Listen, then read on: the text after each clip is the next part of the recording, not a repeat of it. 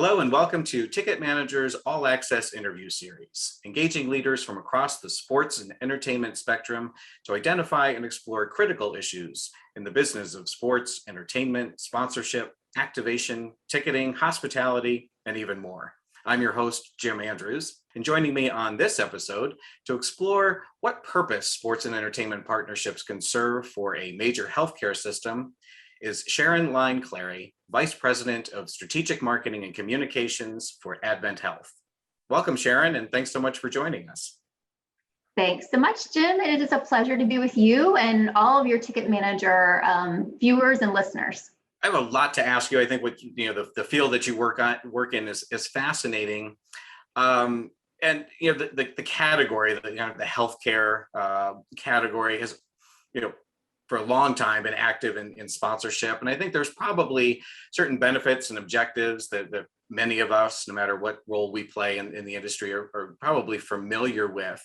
But I'm guessing there are probably also some things that are not obvious to those of us who have never worked in the field. So I'd like to discuss that with you, but I thought we should probably start with just a quick overview of kind of the who, what, and where of AdventHealth, so that our viewers and listeners really have a good sense of the organization and what some of the major sponsorships are and your role. So would you mind starting us off with that? Yeah, no, happy to. Jim, AdventHealth is corporately headquartered in Altamont Springs, Florida. We are a national company. We're a $12 billion company, and we're one of the largest not-for-profit faith-based healthcare systems. We operate 50 hospitals across 9 states. And with that, kind of when I say hospitals, I don't mean just hospitals, I mean entire networks of care in these communities. These are made up of physicians, practices, outpatient facilities, care centers, et cetera. So quite large and extensive. Our philosophy of care, which is very unique to us, is around whole person health or feeling whole, body, mind, and spirit. So that whole person. And this is really the DNA that is embedded into everything we do. We're 150 years old. And so that DNA translates into our branding, into our partnerships, into the care that you receive the minute you walk through our doors. Additionally, I probably should mention that our flagship is also in Central Florida. It's AdventHealth Orlando, and it's where we really started all of our sports and entertainment partnerships. And that journey started a little over 30 years ago. And we've done some incredible partnerships that I'm excited to talk about today with the NBA, with the Orlando Magic. 31 years we just celebrated. National champions, the Bucks and the Tampa Bay Lightning, down in our West Florida division, NASCAR with the Daytona International Speedway, and the newest partnership, which I hope you'll ask me some questions about, regarding Walt Disney World. Absolutely, definitely want to go there with you. But before we do that, just you talked about the philosophy of care and kind of the brand, if I can use that term, of what the brand stands for. So how does that connect then with the partnerships that you have? How are they helping you achieve, whether it's brand objectives or business objectives? Can you just talk a little bit about why sponsorships and partnerships for AdventHealth? Yeah, no, it's a good question. I even get the question, do hospitals even have marketing departments? But I think you're seeing, and when you and I talked earlier, we're seeing this just boom in the healthcare category in partnerships. And frankly, in my world, consumers now have more choices than ever when selecting where to go for healthcare. And partnerships really provide us with an opportunity to differentiate our brand, really connect with consumers around health, wellness, their well-being, educate, and sometimes make something that's a little scary very relatable. And so this has been a great strategy. Of course, allows us to storytell, create brand awareness and preference that we all enjoy. But one of the things we found is really around opportunities for innovation, learning. We can try new things in sports.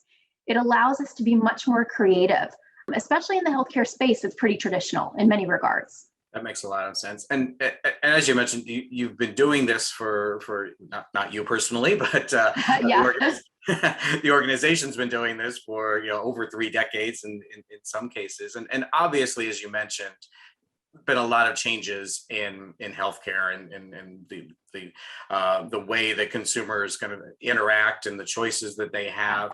And has that, I would imagine, really led to some changes in the strategy and the objectives for sponsorships over that time? Yeah, I mean, they've changed a lot, I think, over the years. I've actually been with the organization for 26 years, and I was actually brought on to help build the sports partnership portfolio. We had some early partnerships with road races. We did have a partnership with the Magic, but really wanted to deepen that. And so I think it's been a tremendous journey.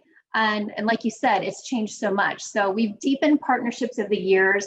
Really, we've gone from sponsorships, and you've probably had conversations about this with other folks, really sponsorships to deep partnerships. So back in the day, I think we were all concerned about the sign on the court or, the sign on the field.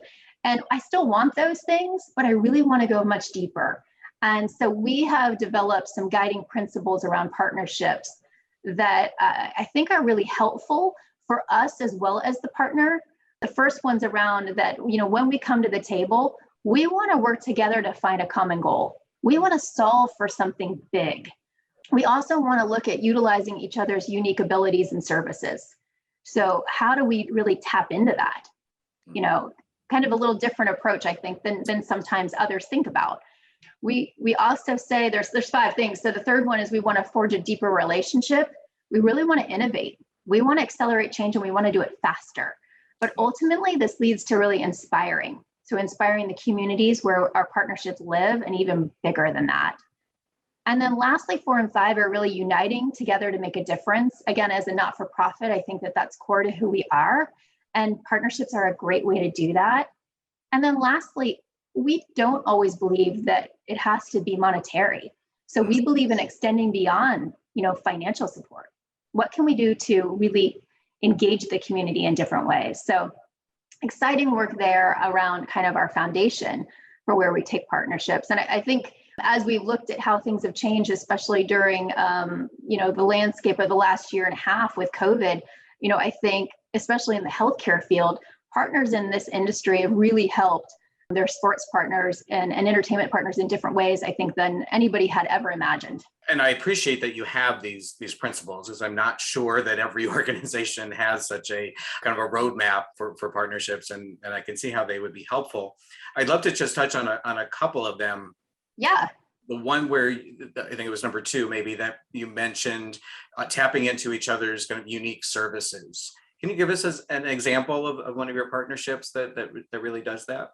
Yeah, I think Dr. Phillips Performing Arts Center. So I think this one's interesting because here you have a performing arts center, very unique, was just a huge catalyst for our economic development in Central Florida. And you have a healthcare organization. And, a lot of people would take that as traditional, an ad in the program, right. Sponsoring of a show. We went deeper and we said, how could we really understand the impact of the performing arts on health and well-being? So we've been conducting research, and we created the AdventHealth's School of the Arts. So again, going deeper, reaching this common goal, trying to inspire change and make a difference. And so our first research study was around dementia or memory loss patients and their caregivers, and how the performing arts could actually improve the experience for them and improve their well-being. So a phenomenal outcomes, and we have just really dipped our toe into this area. The other principle that you mentioned, the fact that not everything has to be monetary. And I think that that's kind of an age-old conversation between kind of rights holders and sponsors and it makes sense, right? But yeah. But there is that there can be tremendous value in things that are non-monetary, and it's getting to figure out exactly where that makes sense for both organizations. Yeah, I think you're right. I mean, obviously, dollars are very important in the world of what we're talking about.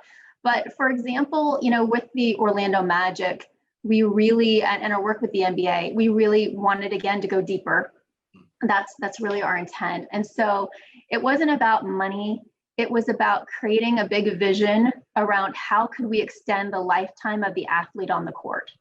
So again, bringing our unique abilities and services and building a different roadmap to high performance athlete care, working very closely with their team, recruiting some of the best in the country to be a part of this journey with us. And again, it's pretty exciting work.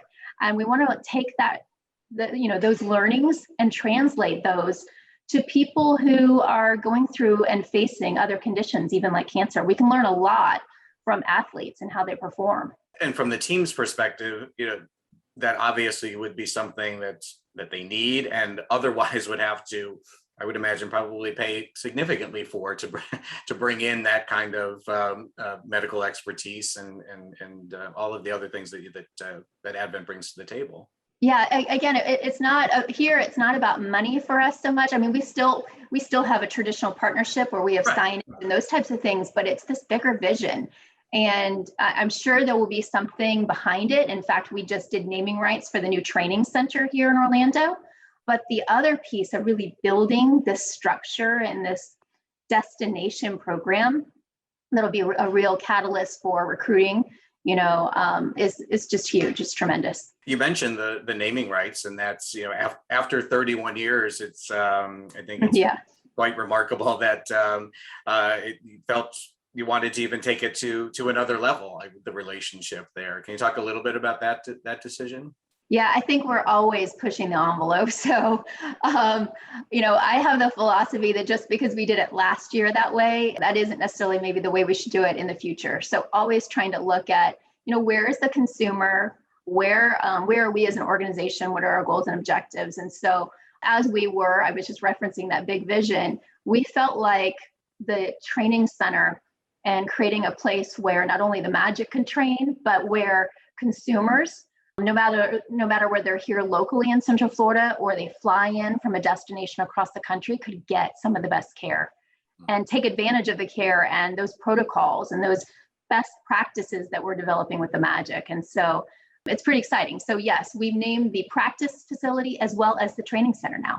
You mentioned the Dr. Phillips Center for the Performing Arts there in Orlando, and you mentioned Walt Disney World as well. And, those are obviously very significant partnerships that are not sports related. And obviously a lot of what we talk about on this podcast has to do with sports, but, there can be tremendous advantages to other types of sponsorships and partnerships. So can you kind of compare and contrast a little bit the entertainment side of things and how that may be different than sports partnerships? Yeah, I think that there are a lot of similarities.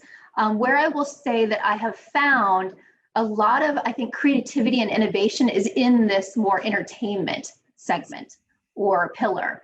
I think because they probably don't have some of the restrictions that, some of the, NBA or the leagues have. So we've been really exciting about how we could extend the work that we do. And again, bring those guiding principles to life. And Walt Disney World is such an exciting example of that work. I don't know if you want me to talk a little bit about that, but absolutely. Great example. Yeah. Well, so, Walt Disney World, hopefully all your listeners and viewers have been there. It's an amazing trip, right? We all plan, years in advance to go. And there's so many people who come to Walt Disney World wanting to have the most magical vacation on earth. But in reality, we realized you don't leave your health conditions at home. And so we're bringing together through this partnership. So talking about a contrast, we created a whole health ecosystem for Disney that we're calling the AdventHealth World of Wellness. And it's for Disney guests, really making it easier for them to travel and have the best vacation they can with their family so they can feel whole. And so if they get sick while on vacation or they have pre-existing health conditions, disabilities, we see a lot of moms who come for their baby moon. We're able to plan for them. We're able to plan with them, with their doctors, so that they can have the very best vacation and they can receive care if they need while they're here, which is really exciting. So on site at Disney, we have everything from first aid stations, which you've probably heard of, but now virtual care. So any guest can access care to a clinician right from their phone or their iPad, their tablet, urgent care on site, and we're even building a new emergency room. So there's just a few of the things we're doing from an ecosystem platform to make Disney and the guests, to make them feel whole. Well, and that's, I mean, that's really tremendous because, we talk a lot about with sponsorships and how do you make them relevant to the people that you're trying to reach, right? And obviously a sign doesn't do that, but this is the complete opposite end of the spectrum. Like how relevant is it that the corporate partner in this case can actually, maybe make it possible that grandparents can come on the trip with the kids and grandkids. So that's really, really tremendous. I love to hear stories like that where the stuff that we talk about is being theoretically possible when it actually happens. That's really great. In terms of evaluating how the sponsorships are performing, for you for AdventHealth, I would imagine that the metrics are a little bit different when we're talking about a healthcare system than if we're talking about a packaged goods company or other type of sponsor. Can you talk a little bit about how AdventHealth determines whether the sponsorships are actually delivering the results or meeting the objectives? Yeah, absolutely, Jim. I mean, I would say that we've gotten a lot better around this. So about 10 years ago, give or take, we really started looking at how we could be more disciplined around our sports and entertainment partnerships. We have major investments, not only in what is contractual, but in really amplifying. So I talked about building this ecosystem. All of that takes resources. And so we really said we have to understand what is moving the needle. And so we worked to understand this by working with our C-suite to start. We spent a lot of time looking at what does success look like with them as well as advisors, and we determined kind of a scorecard.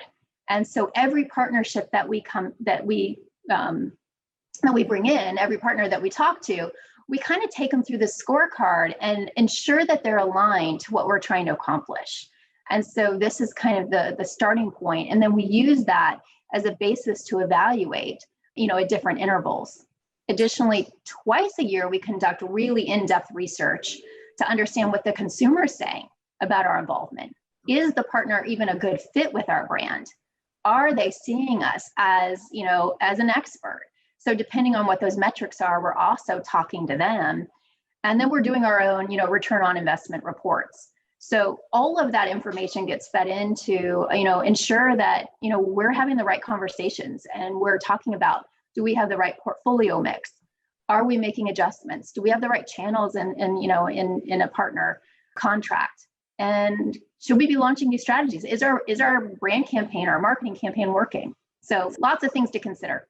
Well, that's great. And I think that's, to have that upfront conversation about before we even kind of sign the dotted line here are the expectations.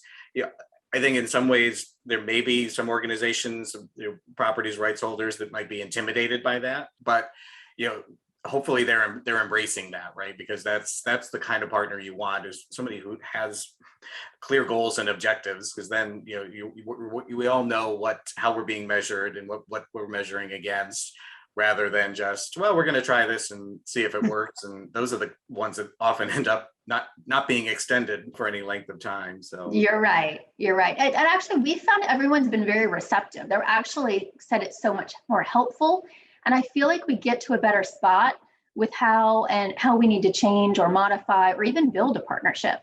So I would recommend it for any organization. If there's any kind of one piece of advice that you would give a property, whether it's sports or entertainment, who is seeking a healthcare partner, maybe in their local market or what have you, what would you say to them in terms of, you should really understand X about the way our industry works, that would really help them kind of be a good partner and go into a conversation with a potential sponsor kind of armed with some good knowledge? Yeah, I mean, I don't know that this will be new, but I do think in the healthcare field in general, I think you have to understand the marketplace that they're in.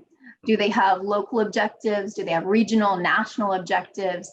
And how does your partnership fit within what that organization is trying to accomplish? So I think that that's really more universal Healthcare is not really different in that regard. I will say, because it's such a competitive space now, you do have a lot of what I would call blurring of the lines. So whether you're a hospital, not a lot of what we now deliver is also delivered by like a Walgreens or a CVS, Right. or even startup companies through apps. Headspace also does, some of the health and well-being space.